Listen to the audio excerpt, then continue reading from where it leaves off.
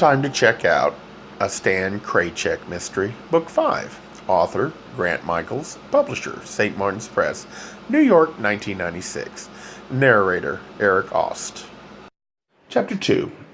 On my walk down Fleming Street, I passed an old storefront. On the upper facade, lettering from a previous enterprise seeped wraith-like through the recent coat of paint, indicating the place had once been a commercial laundromat called Sudsmania. But a new wooden shingle above the entrance advertised the current business as a travel agency called the Fleming Lemming.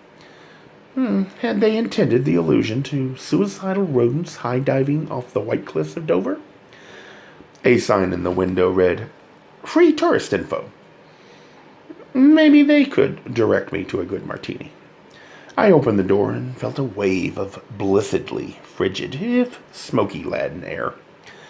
The interior was severely cramped by rows of towering shelves, as though the place was really a small warehouse in disguise. The tall shelving created long, narrow passages running from the front to the back of the space. A woman was arranging things in the far back along one of the passages. Out front, an old metal desk and a low filing cabinet created a barricade to the shelves and the rest of the space. Behind the desk, a man sprawled lazily in a chair, smoking. His eyes were concealed by mirrored aviator sunglasses. He was tall and big-boned, powerful too, though a bit fleshy, with dark features that created an intense, though somewhat dissipated masculinity.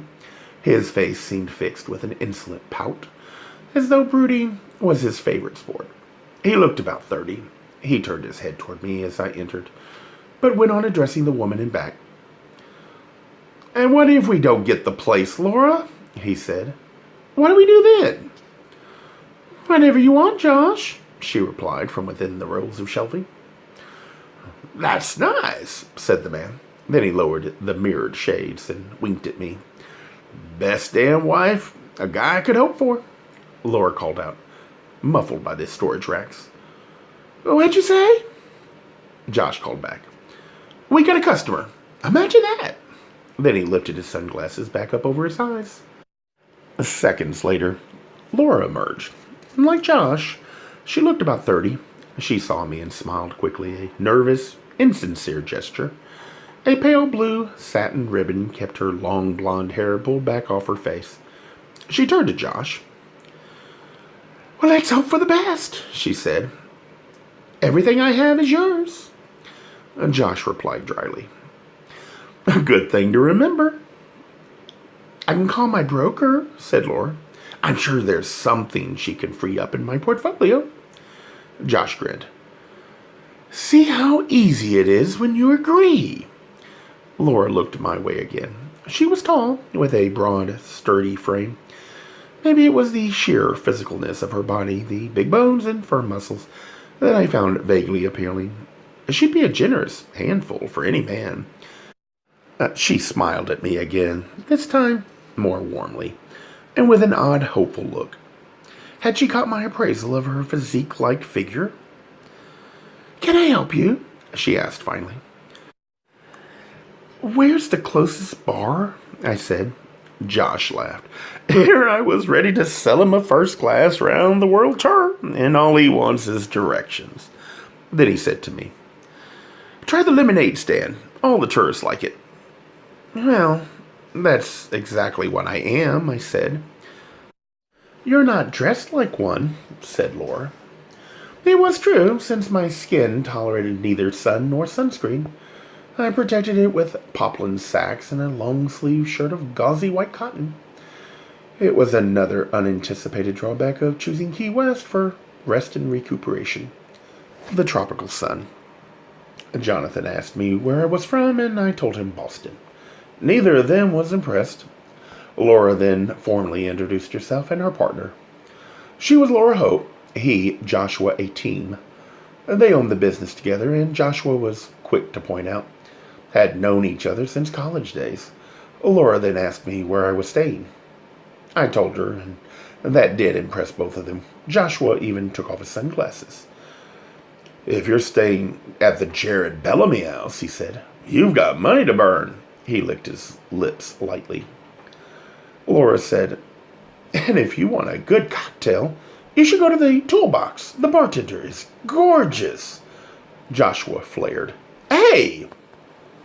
Laura said, "It's true, Josh, and this man looks like he might be interested." She turned to me. "We like to help out the gay tourist, tell them where to go and what to avoid. You are gay, right?" I said I was. Joshua said, "Well, I'll still have a drink with you." Laura said quickly, "It's too early, Josh, and we have inventory to do."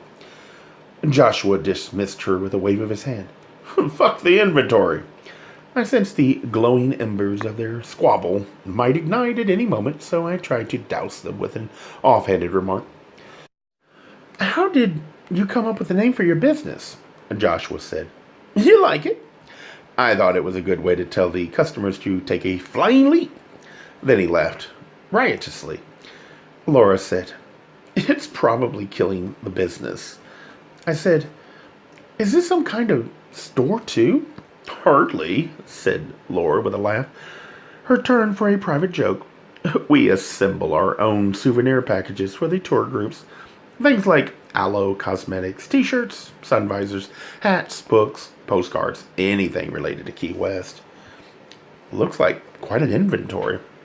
"Yes," said Laura. "Tourists expect a lot. And then there's my private collection of first editions." "Her scriptures," muttered Joshua. Laura ignored him. "Do you read?" she asked me. "I try," I said. She said, "Have you read Edsel Sham?" "I have that new one, Only the Dead Know." Joshua cut in. "That's old already." Laura continued, to me, "Mr. Sham lives here." "Half the year," corrected Joshua. "The other half he's in New York or L.A. "But he writes here," argued Laura. She turned to me again. "Do you have any idea what an early first edition autographed Edsel Sham goes for?" "No," I said. I had no idea, nor did I care. Joshua said, "It would pay for one night at the Jared Ballami House, where you're staying." And then he added for emphasis, "During season." The chirp of a cellular phone interrupted our forced banter. Joshua answered the call, and once he recognized the party, put his sunglasses back on, then got up from behind the old metal desk and went outside to continue talking in privacy. Meanwhile, Laura smiled pleasantly as she gave me directions to the Toolbox, the bar she had mentioned earlier. For my part, I was ready to leave. Their bickering reminded me of work, where from the styling chair I attended every nuanced variation of every battle ever fought in the arenas of domestic strife. Besides, the more mundane matter of my thirst needed attention, slacking, and soon. So I excused myself to Laura and headed toward the door. But I was interrupted by Joshua coming back in. "Wait for me," he said, waggling a fresh cigarette in his lips like a tough guy. "I'll have a drink with you. I want to celebrate." Then he tossed his pack of cigarettes onto the desk and said to Laura, "Guess who that was?" "Your boyfriend," she replied as she lit one for herself. "Don't get funny. Something big is about to break." He glanced toward me, gave a smirk, then turned back to Laura and murmured softly, "Don't call your broker yet. We're going to be fine." Laura gazed at Joshua. He returned her look. Perhaps it was the reflection of herself in his mirrored shades, but that odd sense of hope appeared on her face again. Joshua said to me, "Would you mind waiting outside?" I answered him breezily, "Let's do that drink another time." Joshua's mirrors were still locked on Laura's eyes, and their feet shuffled restlessly as though resisting a throbbing urge to do a fandango. "Keep your drink," he said to me. "When this deal comes through, I won't need anything from anyone ever again." Funny, I had all the money in the world and I still couldn't say a thing like that. I left the Fleming Lemming and continued down Fleming Street. A few blocks later, I passed an art gallery called the Echo Me. It was an old house that had been gutted to create a cavernous open space inside. By the artwork displayed on the porch, I realized the Echo Me gallery was the home of Jared Ballami, the artist who'd painted the large canvas in the office of the Crow's Nest, the one that had disappeared in conjunction with Augusta Willitt's death. The door was open, so I went in to meet the artist. Jared Ballami was a spare young woman, almost boyish in looks. Her red hair was clipped short at most 7/8 of an inch. She had green eyes and a big smile. In fact, she was almost an exact masculine female version of me, especially with my recent slimness. I had always carried 15 or so extra pounds on my rump. My former fanny was robust and solid. Splendid ass, my lover used to say, while the rest of me, especially with my strong, long Slavic legs, was pretty much in proportion. It was a natural, healthy look that some people like. My lover sure did when he was alive, but after his death, I lost every one of my appetites, including my beloved food. So by the time I got to Key West, I was downright gaunt, coupled with the graying stubble on my scalp and face. I probably looked terminally ill. Jerry was painting at a table in the center of the gallery. 4 huge overhead fans created a pleasant breeze, despite the lack of air conditioning in the place. She was applying an opaque azure blue to a sweater worn by one of the subjects in her painting. "Kind of warm in here for a sweater," I said. She looked up from the table and immediately registered our mutual similarities, the outward ones. She smiled. "You look warm yourself in those clothes." "My skin can't take the sun." "What about sunscreen?" "I'm allergic." "Me too," she said, then resumed her painting. "Too bad we came here, huh? With all this sun. I'm from Wisconsin. We wear a lot of sweaters there." "Just looking at the painting makes me warm." "That's good," she said, a physical response.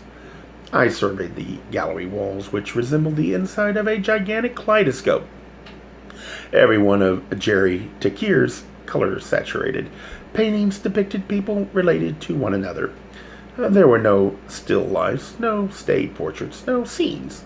All the work possessed that rare quality of showing the outer person, and also what was under the skin. The weary droop of an eyelid, the angry curl of a finger, the bemused tilt of a head, the sensual curve of a leg. Every detail reflected some inner aspect of these subjects.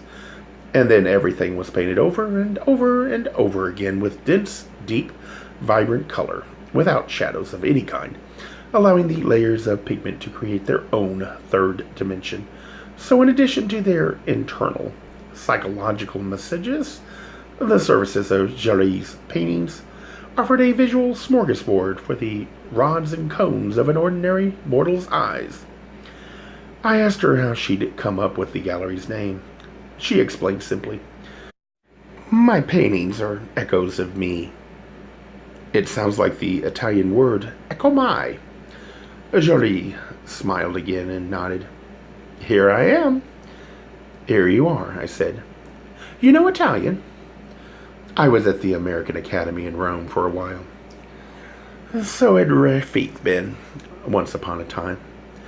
"Go forward," I told myself. I said, "Was it one of your paintings hanging in the office of the Crow's Nest?" Jolie nodded. "A dinner of uncertainty. It's for sale, if you're interested." "I would be," I said, "but I have some unpleasant news." "For me?" "I don't even know you." "I'm just the messenger," I said. "Who sent you?" "Fate?" Jolie rolled her eyes, dismissing yet another wacko tourist. I explained. "Your painting isn't there anymore at the Crow's Nest." Jolie put down her brush. "Since when?" she said. "Since this morning. I was, checking out, and I noticed the painting was gone." "Damn him!" she muttered. "Who?" I said. "Nothing," she said quickly. "Never mind. It's not that Doberman fellow, is it?" "You know him," she said. "He was at the Crow's Nest, too," Jolie said.